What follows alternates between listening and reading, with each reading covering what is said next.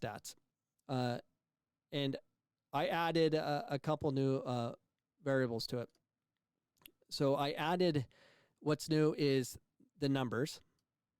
So for the ones on YouTube, it's on here, and I'll have a link on the audio, so you can go to the audio description and go straight to the YouTube link. And the YouTube link for my son playing, I'll separate them so you can at least get to what you want to see. I added the time allotted. So I have an indicator time played. So obviously I'm doing that, and that will give us other numbers. And these aren't absolute, like, oh, you have to do it this way. You do it however you want. Just get data as much as you can, so you can have a conversation with your child. So the last game he played was a 6v6 match, and it was 2 20-minute halves. So it's 40 minutes allotted. They're playing the Sand Sharks, and they just get games, whatever they can.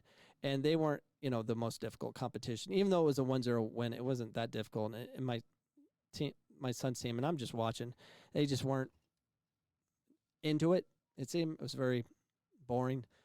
But for the purposes of this video, and the reason I made the video, to show you guys how I do the stats.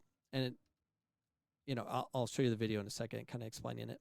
And the time was 23 minutes. It's the least amount of time he played on the field of all the matches, and he had 87 total touches, which is far more than all his other games, by far.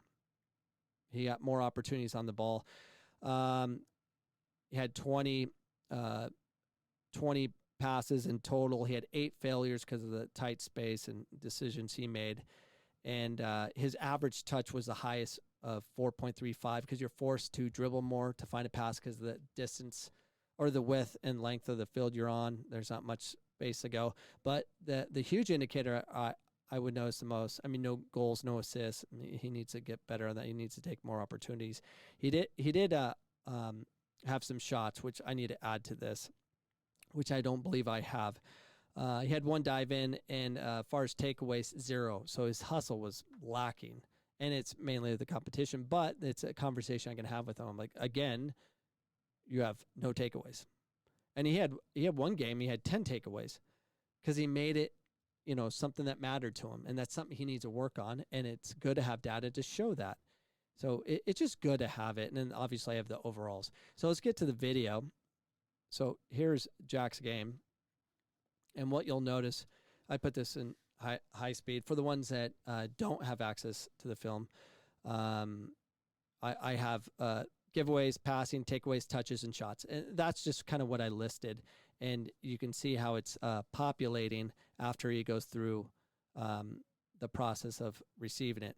So Jack, and I didn't put forward or backwards. There's so many different stats you can put on this, but it's important to have this, whatever you decide it to be, an opportunity for you to have a conversation with your child, or anyone for that matter that's trying to develop their game as a coach, a director, or whatever. It really gives you a chance to see what they're doing and rate them. And there's so many different ways of doing it. And as I do this podcast, I'll add more and more to the game. Like I was thinking on the stats, on his 3 shots or 4 shots he took in the game, he missed them all. And you could see it in his, when he made a mistake like that, he would grab his head like he just did on the video. And I want to start marking that, because I don't want him doing that anymore. Hey, you showed the whole world that you made a mistake. I think that's one of the dumbest things professional athletes do, is make such a big deal. Oh, look, I missed. Congrats, you missed. We know you feel bad about it. We don't need that garbage. You don't want to remind yourself you made a mistake. I think it's stupid. Ronaldo can get away with it. But I think it's a horrible, horrible thing that the professional athletes showcase to our kids, because they copy what they see. Don't do it. So I want to curb that with my son. So I'm going to record how many times he does that, and then talk to him about it. Hey, you did better. You only did it 3 times. From the last time you did it was 5. So this is a good video for you to have an idea what I'm doing with it. I think there's just so many different ways to break it down, but that's going to require you to pay attention, record the time, and take detailed notes and see what's going on. There's just so many different ways you can do this. So I'll move on from there, but I'll have the full video for anyone that wants to watch it linked on to the description of wherever my podcast is sent, so you can at least look at it.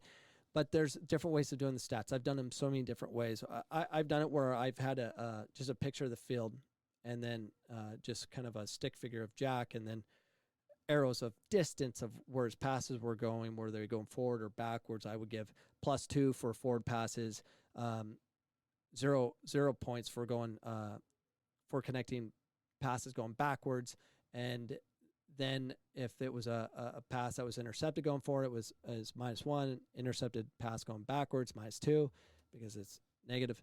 And I would do those things so we can have a discussion and give them value for the game that they had versus, oh, we lost 1-0. But you connected 22 passes, or you had so many touches on the ball. And there's just so many things you can do and reward your child for doing well. The problem is if you have a coach that doesn't allow them to think and make their own decisions, it curbs all of this. And that's one thing to pay attention to is, having these stats, and then when you do move to another team or a new coach is given to you or whatever the situation is, you can compare the data. Is your son or daughter getting worse or better with a club change, coaching change, or whatever it is? You must have data. It's so important. I cannot stress it to you any more than I am doing right now. But I'm done. This podcast was very average. I think informative. It can be, if I tell it better, but I'm not a good storyteller.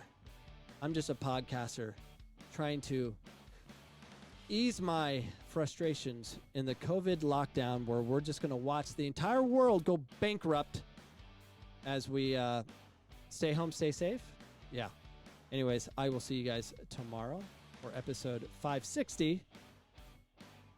Yeah, see you tomorrow. Peace.